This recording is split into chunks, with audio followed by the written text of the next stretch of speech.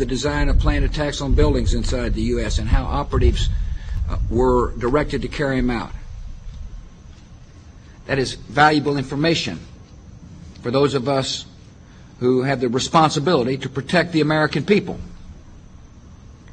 He told us the operatives had been instructed to ensure that the explosives went off at a point that was high enough to prevent people trapped above from escaping. He gave us information that helped uncover Al-Qaeda cells' efforts to obtain biological weapons.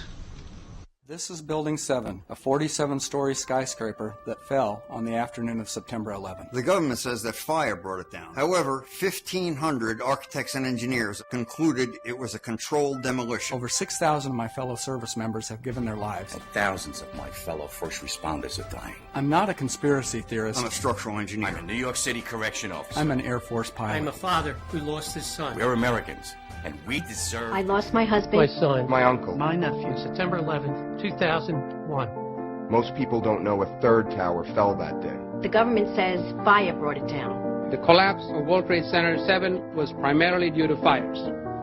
I, along with 1,400 other architects and engineers, have found the government's conclusion to be physically impossible. Impossible. We need the truth about what happened that day. Go to rememberbuilding7.org. Why it fell, why it matters, and what you can do.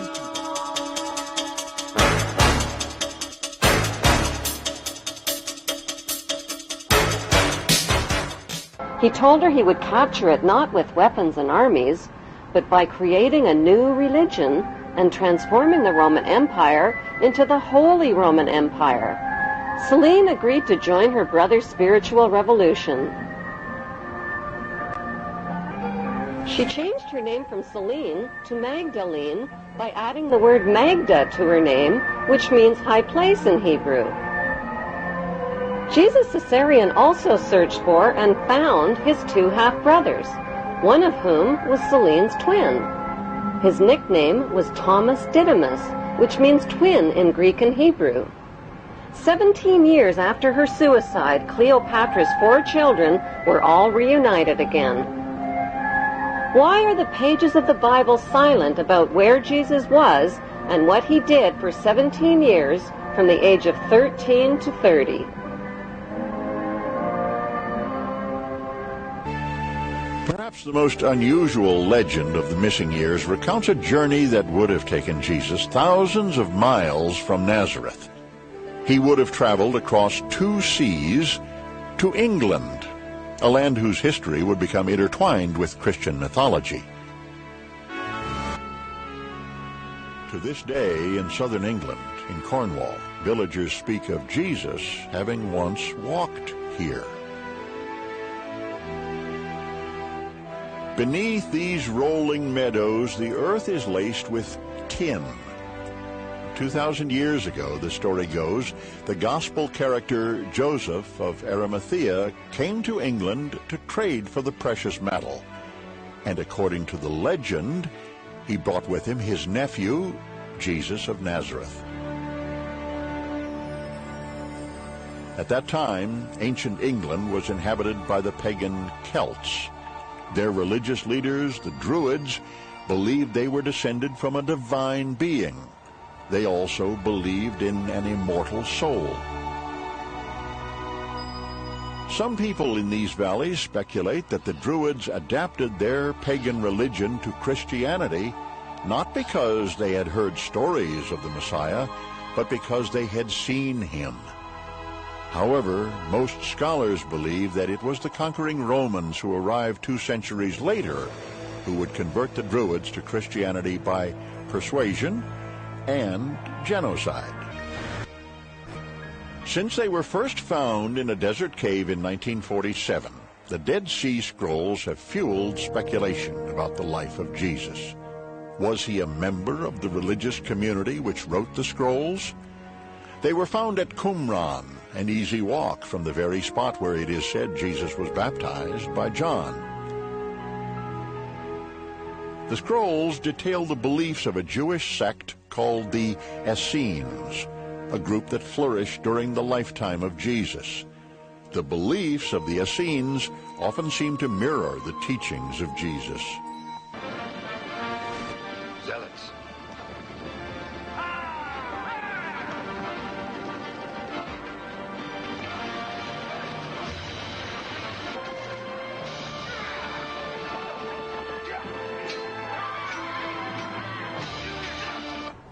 Jesus' band of revolutionaries included not only the Essenes, but a violent Hebrew terrorist group called the Zealots, who evolved into today's Zionists.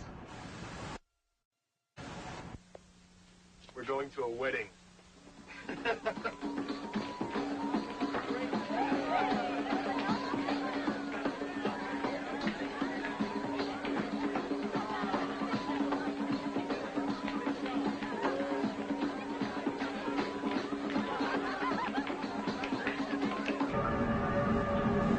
There is speculation that Jesus married his half-sister, Mary Magdalene. The Bible describes a wedding party in which Jesus uses his godly powers to magically turn water into wine for the party guests.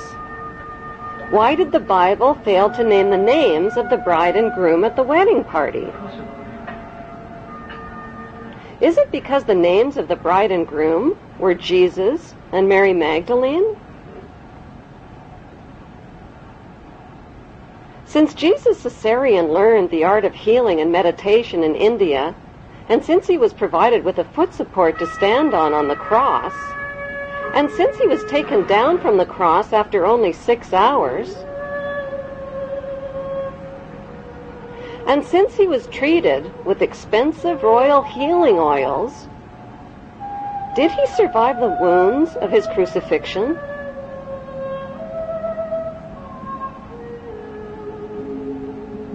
Since Jesus and his wealthy Hebrew relatives all knew about Jesus' arrest and crucifixion in advance, was it planned, along with stories of his resurrection, to convert the Roman Empire into the Holy Roman Empire?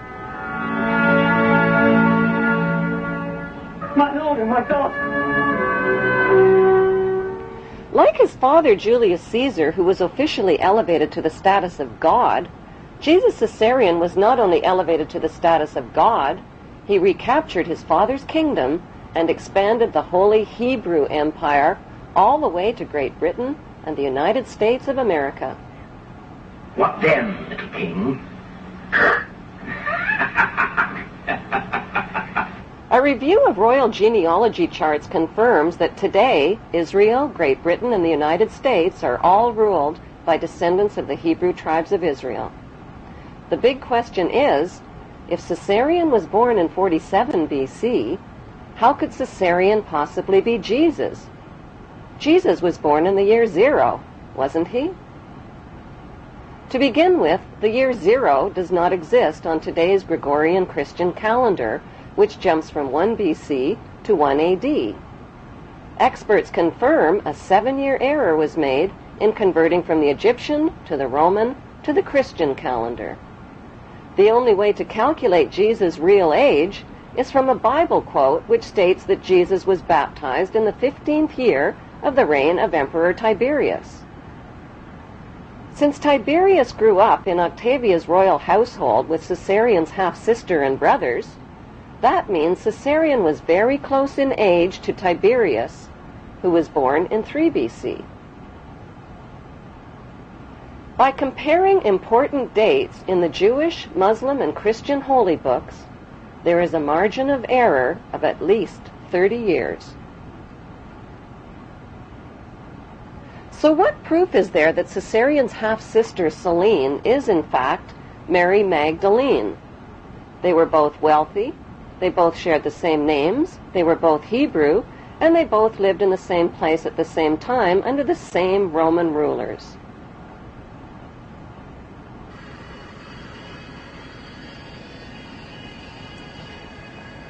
The most convincing proof lies in a famous New York statue. The Statue of Liberty was financed, built, and delivered to New York Harbor as a gift from the French Grand Orient Temple Masons in 1886, with a commemorative plaque for all to see. The statue has nothing whatsoever to do with liberty. Its designer was French Freemason Frederick Auguste Bartholdi, who traveled extensively throughout Egypt.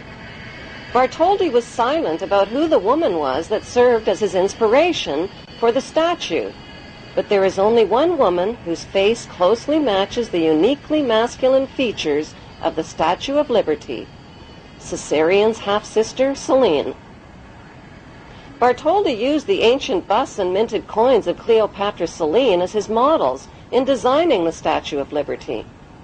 By comparing a digitized photograph of the Statue of Liberty with a bust of Cleopatra Selene, the matching identity of Mary Magdalene and Selene becomes clear. The lips, the mouth, the sharp jaw, the thick neck, the protruding ears, the prominent nose, and the masculine features are a close match.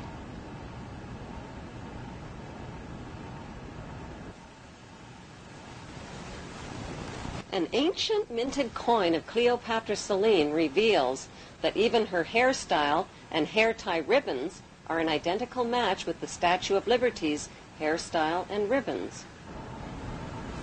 The Statue of Liberty was intentionally designed to appear pregnant beneath the folds of her robe.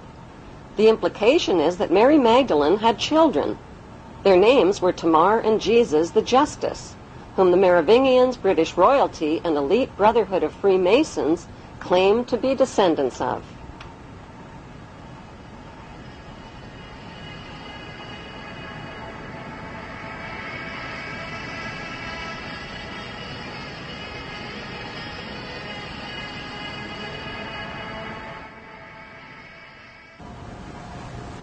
With the blur of confusing Judases, Thomases, Jameses, Marys, and Josephs found in the Bible, many researchers have been challenged by the Bible's name game and its who's who mysteries.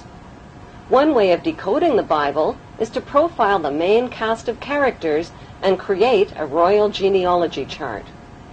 The connection between the lives of the main Bible characters and the lives of real, historical figures line up like answers in a crossword puzzle. Far from being poor and uneducated, Jesus' inner circle of family and disciples were well-educated and well-off descendants of royalty. The disciple called Nicodemus of Bethany was in